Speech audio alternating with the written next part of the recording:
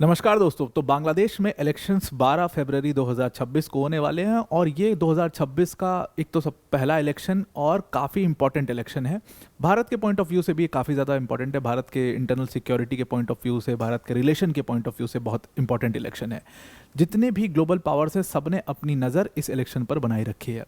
देखिए, बांग्लादेश में शेख हसीना के जाने के बाद जो पूरा पावर वैक्यूम क्रिएट हुआ था और यूनुस ने उसको जिस तरीके से चलाया, जिस तरीके से इस्लामिस्ट पावर्स ने अपना कंट्रोल बांग्लादेश के ऊपर ले लिया, फिर पाकिस्तान का इंटरफेरेंस हो गया, तो ये इलेक्शन वैसे भी एक बहुत ही ज़्यादा कंट्रोवर्शियल और बहुत ही नज़र रखने वाला इलेक्शन बन गया है। सबसे बड़ा सवाल तो इस पूरे इलेक्शन के ऊपर यही है कि क्या ये फ्री एंड फेयर हो भी पाएगा, क्योंकि पाकिस्तान में आपको पता ही है किस तरीके से इलेक्शन चलते हैं। वहाँ पर आप देखते हो कि भाई इलेक्शन के एक दिन पहले पार्टी को, जो मेन कंटेंडर थी इमरान खान की पार्टी, उसको बैन कर दिया गया। उनके सारे कैंडिडेट्स ने इंडिपेंडेंट पर्चा भर दिया। सारे candidates, most of the candidates के साथ जाती हुई उनको उठा करके जेल में भर दिया गया। फिर भी वो जीत गए, तो भी इलेक्शन में उनकी सरकार नहीं बनने दी गई और फिर शहबाज शरीफ और ये सब पूरा नाटक वो चलता रहा था। उसके बाद वो सरकार बनी थी। अगर वैसा ही बांग्लादेश में भी हो गया तब तो ये देश अगेन एक पूरी बीमारी की तरह पूरा एरिया में ये अपनी बीमारी जो है उसको फैलाएगा और ये हमारे लिए भारत के लिए एक बहुत बड़ा चैलेंजिंग पोजीशन बन जाएगा।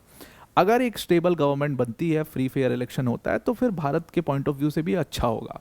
तो पूरा डिटेल में इस वीडियो के अंदर में आज तक के सबसे इंपॉर्टेंट बांग्लादेश के इलेक्शन जो 12 फरवरी 2026 को होने वाले हैं, उसके टॉप कंटेंडर्स और उसकी पूरी एक डिटेल्स निकालते हैं, उसका पूरा डिटेल एनालिसिस करते हैं और एक्सपर्ट्स की देखते हैं कि कौन किस में क्या ओपिनियन है, कौन सी पार्टी कितना जीत रही है और क्या होने वाला है इस पूरे इलेक्शन में। तो डिटेल में डिस्कस करने से पहले एक बड़ी अनाउंसमेंट है अनअकैडमी टीम की तरफ से कि आज हमारे ऑफर का फाइनल डे है। हमने 3 दिन के लिए, यानी कि 1, 2 और 3 फरवरी, इन तीनों दिन में पूरे अनअकैडमी ऐप के सारे सब्सक्रिप्शन को फ्री कर दिया था आपके लिए। मतलब जो भी पेड कोर्सेज थे वो भी फ्री थे आपके लिए, कि आप ये देख सको कि अनअकैडमी में तैयारी करवाई कैसे जाती है, आपको एक फेयर उसका आइडिया लग पाए। पीडीएफ सब हमने एकदम बिल्कुल नोट्स वोट्स सब फ्री ऑफ कॉस्ट हमने दे दिया था आपको। हमारी टेस्ट सीरीज भी फ्री थी।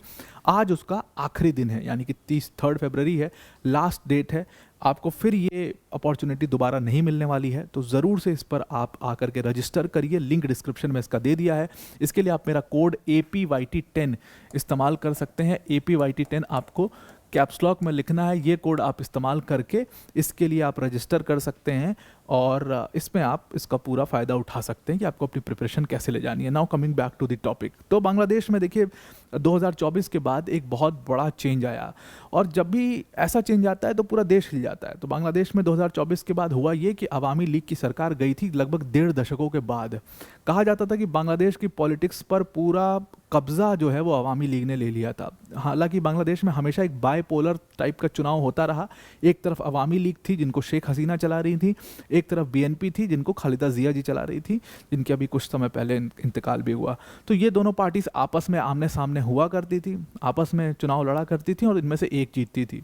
लगभग 1-1.5 दशक तक BNP ने भी राज किया है और उसके बाद फिर अवामी लीग ने 1.5 दशक राज किया। और जब भी कोई इतना बड़ा समय कोई पार्टी रहती है और एक लीडर रहते हैं, तो कहीं ना कहीं बांग्लादेश की जो पूरी पॉलिसीज है वो उसके अराउंड ही चलने लगती है। तो यहाँ पर जब इनको देश छोड़ करके जाना पड़ा, और आपको पता है उसके पीछे क्या क्या हुआ था, उसके ऊपर हमने बहुत बात कर ली ऑलरेडी, वहाँ नहीं जाते हैं।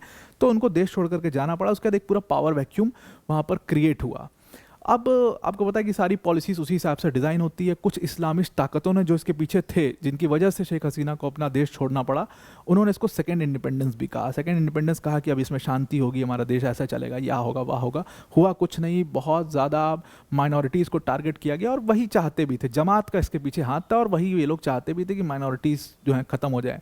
अब माइनॉरिटीज़ ख़त्म हो जाएंगे, फिर शिया सुन्नी का झगड़ा हो जाएगा, फिर वो दुनिया भर की चीज़ होनी है। इस पूरे मूवमेंट का असर ये हुआ बांग्लादेश की पॉलिटिक्स पर कि अब बांग्लादेश की पॉलिटिक्स बहुत ज़्यादा बायपोलर नहीं है। हालांकि मैं इसको स्टिल बायपोलर पॉलिटिक्स मानता हूँ। क्यों मानता हूँ मैं अभी आपको आगे प्रूव कर दूंगा, लेकिन देखने में प्रथम दृष्टया तो यही है कि भाई बायपोलर नहीं है ये पॉलिटिक्स।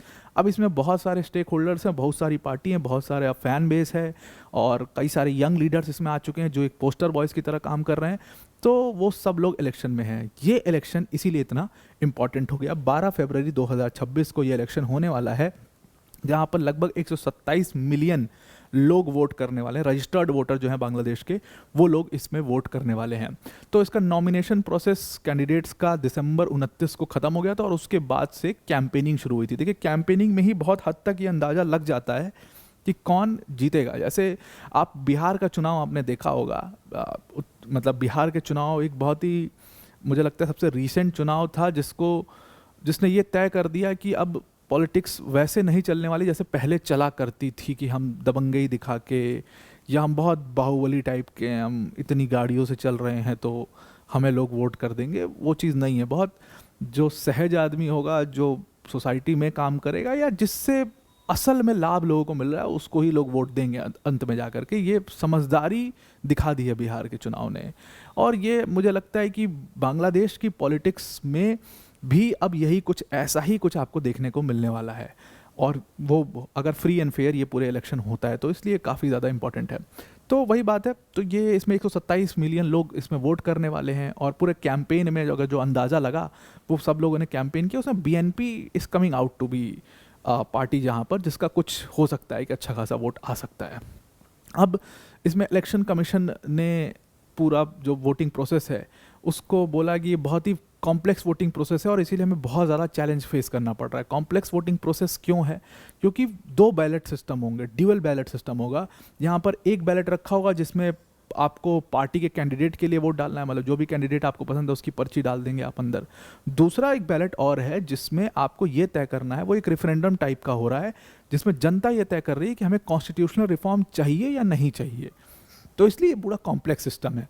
और बांग्लादेश का जो इलेक्शन का काउंटिंग प्रोसेस है वो एकदम भारत की तरह ही है। First pass the post system के हिसाब से वहाँ पर चलता है मामला, कि जिस भी कैंडिडेट के सबसे ज़्यादा मैक्सिमम नंबर ऑफ वोट्स आए वो कैंडिडेट जीत जाएगा। भले ही को बहुत सारे कैंडिडेट उसमें खड़े हो जाएं और 10 वोट लाने वाला जीत जाए, पर वो first pass the post system है, जैसा भारत में चलता है, मोस्ट ऑफ द देशों में, ज़्यादातर देशों में वैसा चलता है। तो वही सिस्टम वहाँ पर है। लगभग इसमें मैंने आपको बताई दी 127 मिलियन रजिस्टर्ड वोटर्स हैं जो वोट कर सकते हैं। और अब वो वोट टर्नआउट कितना होता है वो तो उसी दिन पता चलेगा। और 300 सीटों के लिए इसमें चुनाव हो रहे हैं। प्लस इसमें 50 सीटें एडिशनल भी हैं जो विमेन के लिए स्पेसिफिकली रिजर्व कर दी गई। ये आज का मामला नहीं, ये पहले से ही मामला ऐसा ही चलता है वहाँ पर। तो 50 सीटें जो रिजर्व की गई हैं वो फर्स्ट पास द पोस्ट नहीं बल्कि प्रोपोर्शनल रिप्रेजेंटेशन की तरफ से भरी जाएंगी।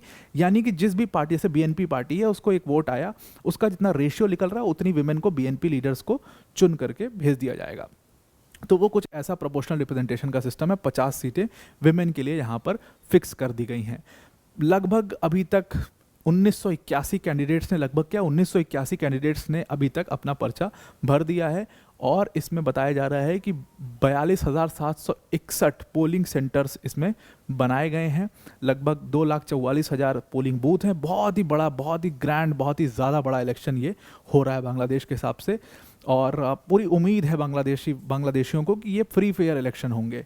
अच्छा क्या था ना कि जब अवामी लीग की भी सरकार थी, बहुत ओपनली इस बात को कई सारे बांग्लादेशियों ने बोला भी कि अवामी लीग की सरकार थी चाहे बीएनपी की सरकार थी, आज तक बांग्लादेश में इस इलेक्शन की बात इतनी इसलिए हो रही है क्योंकि कहीं ना कहीं वो रिगिंग होती ही थी। जो अवामी लीग के अपने स्ट्रॉन्ग होल्ड एरियाज थे वहाँ पर वो पुलिस लगा के, प्रशासन का इस्तेमाल करके बल प्रयोग करते थे।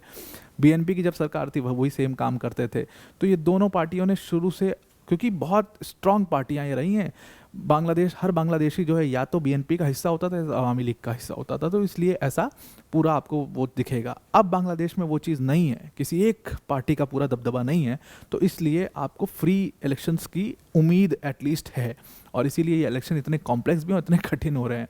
अब मोहम्मद यूनुस, आपको पता ही है कि मोहम्मद यूनुस खुद इस इलेक्शन में पार्टिसिपेट, कंटेस्ट नहीं कर रहे हैं, लेकिन फिर भी यूनुस को इसलिए इतनी बात हो रही है, इतना देखा इसलिए जा रहा है क्योंकि पूरा ट्रांजिशन ऑफ पावर के लिए, इलेक्शन के फ्री होने के लिए, इलेक्शन का सक्सेस, इलेक्शन का फेलियर, वो सब कुछ यूनुस और उसके एडमिनिस्ट्रेशन के ऊपर डिपेंड करता है।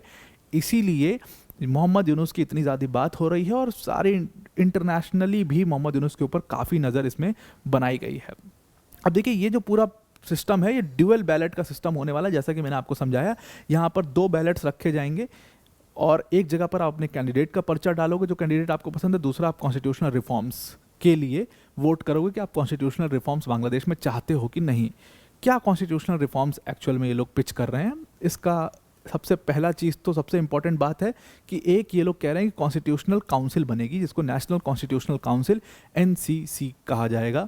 ये नेशनल कॉन्स्टिट्यूशनल काउंसिल क्यों बनाई जा रही, ताकि पीएम का जो एब्सोल्यूट पावर इनको लगता मानते हैं वो एब्सोल्यूट पावर को लिमिट किया जा सके, प्लस इसमें एक बैलेंस ऑफ पावर हो पाए।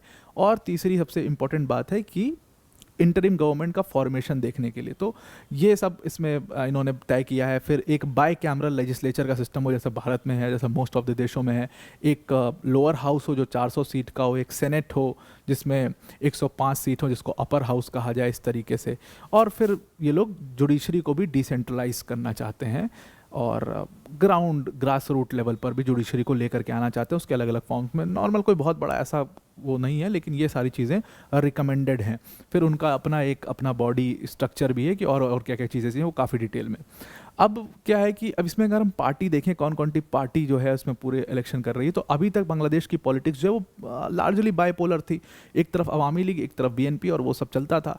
अब क्या है, अवामी लीग को इन्होंने सस्पेंड कर दिया है। Awami League is no more into election. Awami League as a party तो कंटेस्ट नहीं कर रही है। हालांकि मैं आपको बता दूं, अवामी लीग के बहुत सारे लीडर्स ने पीछे से बीएनपी ज्वाइन कर ली।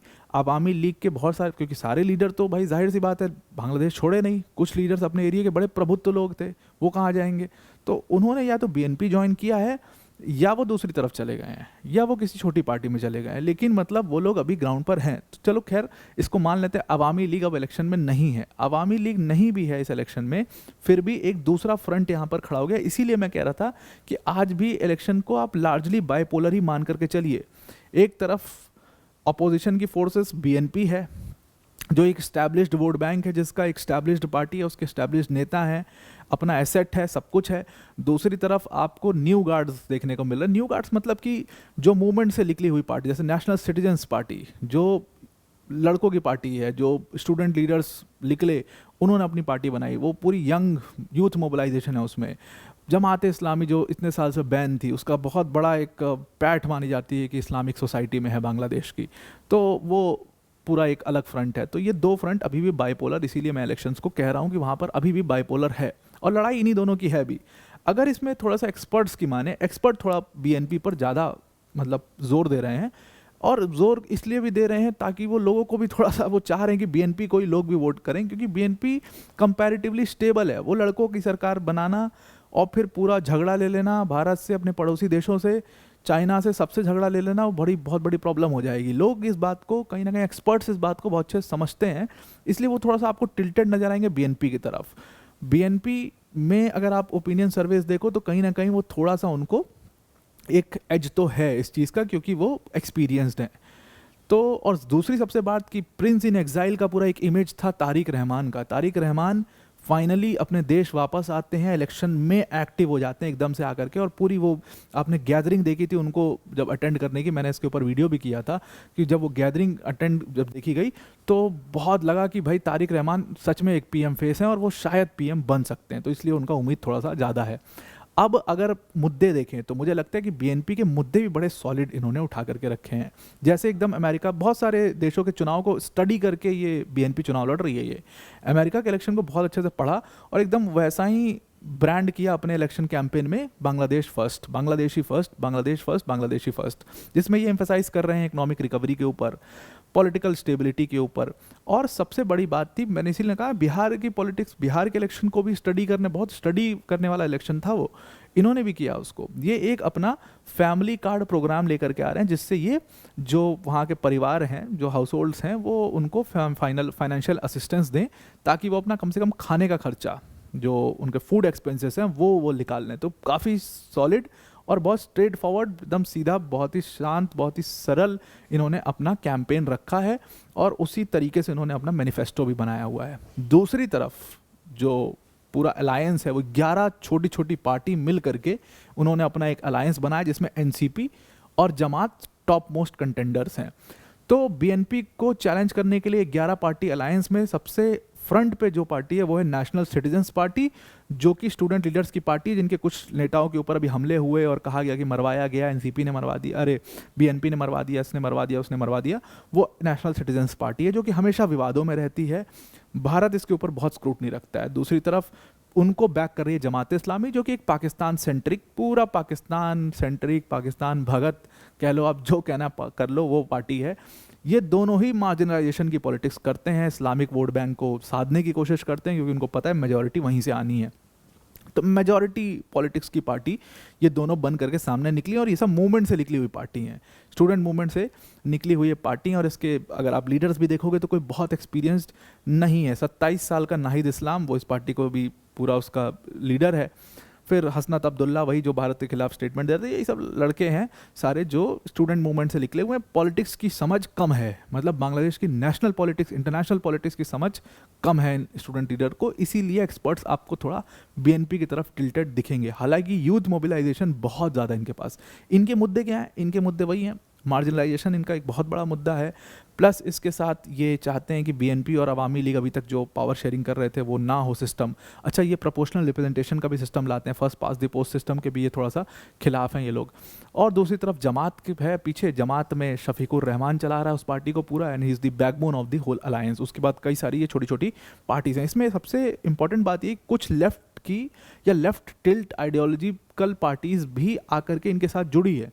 हालांकि लेफ्ट का अपना एक अलग फ्रंट है बांग्लादेश में, लेकिन आप देखो, और अच्छा वोट भी है उनके पास, लेकिन आप देखो कि Bangladesh labour party, Bangladesh development party, ये सब थोड़ा पार्टी आकर के इनको सपोर्ट कर रही हैं। तो इसलिए ये एक बहुत ही स्ट्रांग फ्रंट हो जाता है, और लड़ाई बीएनपी और इनकी ही है। हालांकि एक्सपर्ट्स का मानना है कि एक तीसरा फ्रंट भी है। तीसरा फ्रंट इनके रूप में है कि इसमें दो मतलब अपने अपने अलायंसेस हैं। एक तो है नेशनल डेमोक्रेटिक फ्रंट, जिसमें जातीय पार्टी है।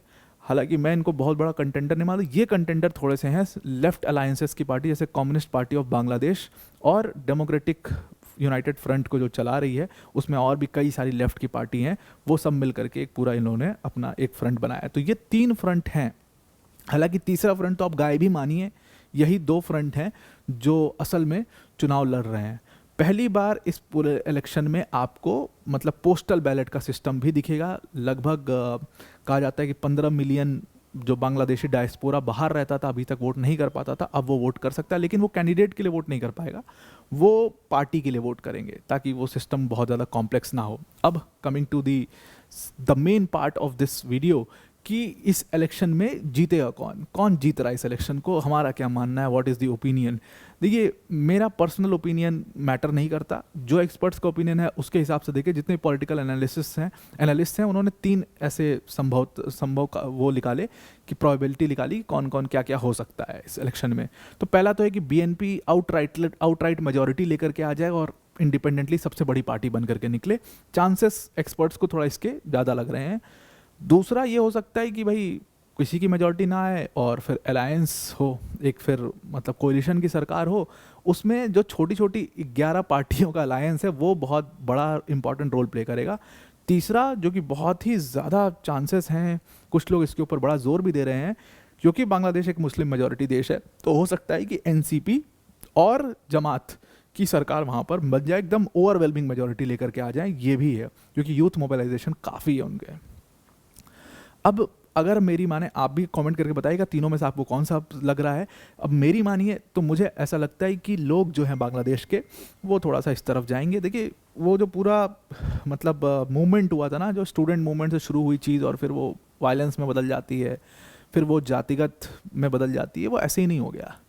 अब वो सोसाइटी में एक पिछले 10-15 साल 20 साल की वो जो नफ़रत धीरे धीरे धीरे, वो कुछ भी एक दिन में नहीं होता। एक दिन में कोई आपको किसी के खिलाफ नहीं कर देता। जैसे मुझे कोई कहे कि भाई फलाने को चलो मार देते हैं, तो मैं एकदम से वो कह देगा और मैं मार दूंगा, ऐसा तो हो नहीं सकता भाई। उस फलाने को मैं पिछले 2-3 साल से उसके प्रति नफरत रख रहा हूँ, या इसने गाड़ी खरीद ली, इसने घर बना लिया, अब इससे तो मुझे, इसको तो मैं देख नहीं पा रहा हूँ, मेरा खून खौल रहा है, हालांकि लेकिन मैं उसको कुछ कर नहीं सकता हूँ। फिर एक दिन मुझे मौका मिलता है और मैं सीधा उसका घर जलाता हूँ जाके।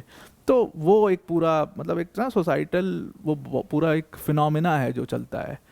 मेरे हिसाब से एनसीपी और जमात को इस मोबिलाइजेशन में, क्योंकि मार्जिनलाइजेशन की पॉलिटिक्स लार्जली करते हैं, तो इसमें उनको एक बहुत बढ़त है, और वही होने वाला है बांग्लादेश में। ये हो सकता है पावर में आ सकते हैं। तो खैर देखने की बात है ये। अब इलेक्शंस 12 फरवरी को हो ही जाएंगे, तो उसके बाद पता लग ही जाएगा। आप इसके बारे में क्या सोचते हैं ज़रूर से कमेंट करके बताइएगा। आई होप आपको पूरा आर्टिकल समझ में आ गया होगा। आज के लिए उतना ही। Thank you and have a nice day.